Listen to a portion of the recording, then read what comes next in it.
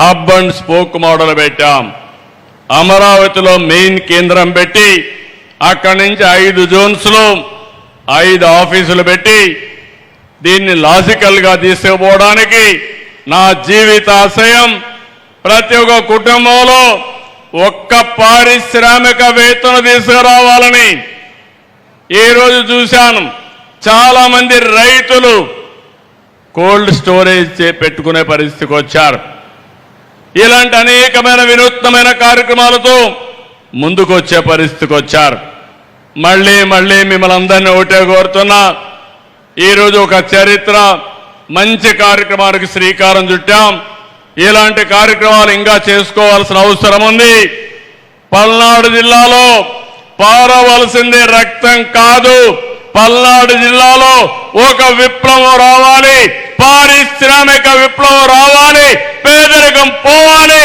దానికి ప్రభుత్వం ముందుంటామని మరొక్కసారి తెలియజేసుకుంటూ, కేంద్రం వికసిత్ భారత్ 2047, రాష్ట్రం స్వర్ణాంధ్రప్రదేశ్ 2047 కోసం పనిచేస్తున్నాం. 2047కి ఈ రాష్ట్రంలో ప్రతి ఒక్కరూ ఆర్థికంగా బాగుండాలని, ఆనందంగా ఉండాలని, ఆరోగ్యంగా ఉండాలని, హెల్తీ వెల్తీ హ్యాపీ సొసైటీ ఉండాలని లక్ష్యంగా పనిచేస్తున్నాం.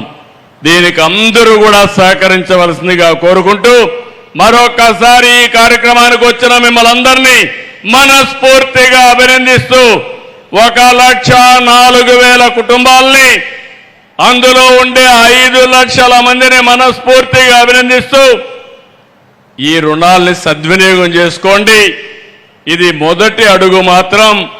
ఇది సరిగా చేసుకోగలిగితే మీ జీవితాల్లో వెలుగు వస్తుంది, మార్పు వస్తుంది. దాన్ని పూర్తిగా మీరు సద్వినియోగం చేసుకోవాల్సిందిగా కోరుకుంటూ, అందరికీ నమస్కారాలు. మరొకసారి జై భారత్, జై భారత్, జై భారత్, జై తెలుగు తల్లి, జై తెలుగు తల్లి, జై హింద్.